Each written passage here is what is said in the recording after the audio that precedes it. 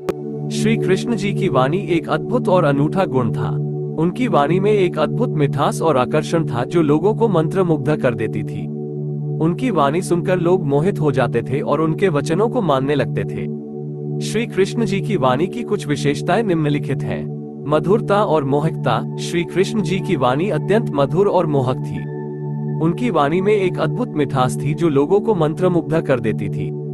उनकी वाणी सुनकर लोग मोहित हो जाते थे और उनके वचनों को मानने लगते थे। शक्ति और आकर्षण। श्री कृष्ण जी की वाणी में एक अद्भुत शक्ति और आकर्षण था। उनकी वाणी में एक अद्भुत आकर्षण था जो लोगों को उनकी ओर खींचता था। उनकी वाणी सुनकर लोग उनकी तरफ आकर्षित हो जाते थे और उनके साथ जुड़ने का मन करते थे।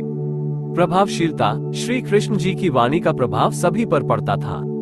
चाहे वो कोई राजा हो या कोई गरीब या कोई ऋषि मुनि हो, सभी उनकी वाणी से प्रभावित होते थे। श्री कृष्ण जी की वाणी में एक ऐसा जादू था जो सभी को अपने वश में कर लेता था। ज्ञान, प्रेम और भक्ति का संदेश। श्री कृष्ण जी अपनी वाणी से लोगों को ज्ञान, प्रेम और भक्ति का संदेश देते थे। उनकी वाणी से लोगों का जीवन बदल जाता था। श्री कृष्ण जी की वाणी के कुछ उदाहरण निम्नलिखित हैं। कर्मण्येवाधिकारस्ते मा फलेषु कदाचित्, कर्म फल हेतुर्भूर्मा ते संगोऽस्व कर्मणि। तारांकन, गीता 2.47। न द्वेष्टे यो न शोचति, न द्वेषो न मोहोस्ति यस्य, यः सर्वत्र संबुद्धस्तस्य कुत्र भयं कथम। तारांकन, गीता 12.13। यदा यदा हि धर्मस्य ग्लानिर्भवति भारत, अभ्युत्थानं धर्मस्य तदात्मानं सृजाम्यहम्, परित्राणाय साधूनां विनाशाय च दुष्कृताम्, धर्म संस्थापनार्थाय संभवामि युगे युगे। तारांकन, गीता 4.7-8। इन उदाहरणों से स्पष्ट है कि श्री कृष्ण जी की वाणी में ज्ञान, प्रेम और भक्ति का अद्भुत संदेश था। उनकी वाणी से लोगों का जीवन बदल गया। श्री कृष्ण जी की वाणी आज भी प्रासंगिक है। उनकी वाणी हमें जीवन के सही मार्ग पर चलने में मदद करती है।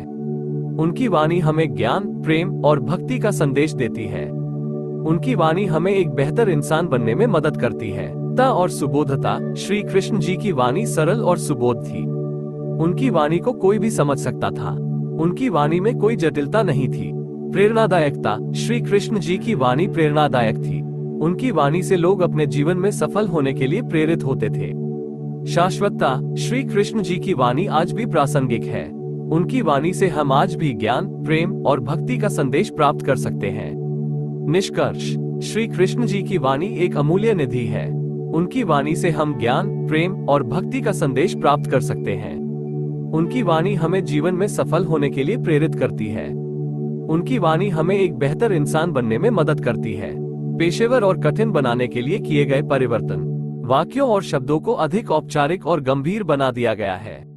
उदाहरण के लिए, मधुर और मोहक को मधुरता और मोहकता में बदल दिया गया है। संतुलित और उदार। श्री कृष्ण जी की वाणी संतुलित और उदार थी। उनकी वाणी में न तो अतिवाद था, न ही उदारवाद। उनकी वाणी में सभी के लिए जगह थी। समावेशी और लोकप्रिय। श्री कृष्ण जी की वाणी समावेशी और लोकप्रिय थी। उनकी वाणी सभी के लिए थी, चाहे वो किसी भी जाति, धर्म या सामाजिक वर्ग से हो। प्रभावशाली और स्थायी। श्री कृष्ण जी की वाणी प्रभावशाली और स्थायी थी। उनकी वाणी ने लोगों के जीवन को प्रभावित किया और आज भी प्रभावित कर रही है। श्री कृष्ण जी की मधुर वाणी का प्रभाव। श्री कृष्ण जी की मधुर वाणी का प्रभाव सभी पर पड़ा। चाहे वो कोई राजा हो या कोई गरीब या कोई ऋषि मुनि हो, सभी उनकी वाणी से प्रभावित होते थे। श्री कृष्ण जी की वाणी में एक ऐसा जादू था जो सभी को अपने वश में कर लेता था। श्री कृष्ण जी की वाणी का प्रभाव उनके जीवन काल में ही दिखाई देने लगा था। उन्होंने अपनी वाणी से लोगों को ज्ञान, प्रेम और भक्ति का संदेश दिया। उन्होंने लोगों को धर्म, न्याय और सत्य की राह पर चलने के लिए प्रेरित किया। श्री कृष्ण जी की वाणी का प्रभाव आज भी दिखाई दे रहा है। उनकी वाणी से हम ज्ञान, प्रेम और भक्ति का संदेश प्राप्त कर सकते हैं।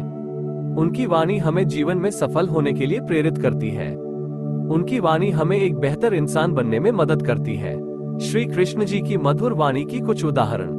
श्री कृष्ण जी ने गीता में कहा है, कर्मण्येवाधिकारस्ते मा फलेषु कदाचित्, कर्म फल हेतुर्भूर्मा ते संगोऽस्व कर्मणि। तारांकन, गीता 2.47।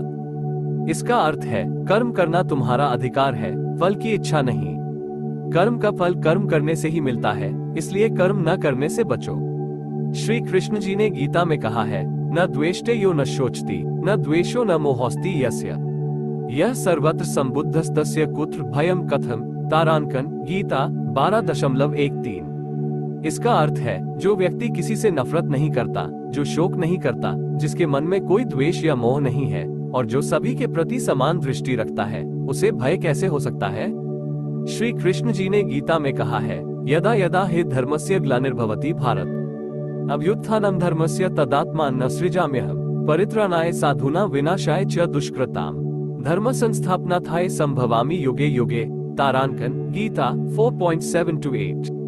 इसका अर्थ है, जब जब धर्म का पतन होता है और अधर्म का उदय होता है, तब तब मैं स्वयं को अवतार के रूप में प्रकट करता हूँ। साधुओं की रक्षा के लिए, दुष्टों का विनाश करने के लिए और धर्म की स्थापना के लिए मैं युग युगों में अवतार लेता रहता हूँ। ये सिर्फ कुछ उदाहरण हैं। श्री कृष्ण जी की वाणी में ऐसे कई उदाहरण हैं जो हमें जीवन में सही मार्ग पर चलने के लिए प्रेरित करते हैं।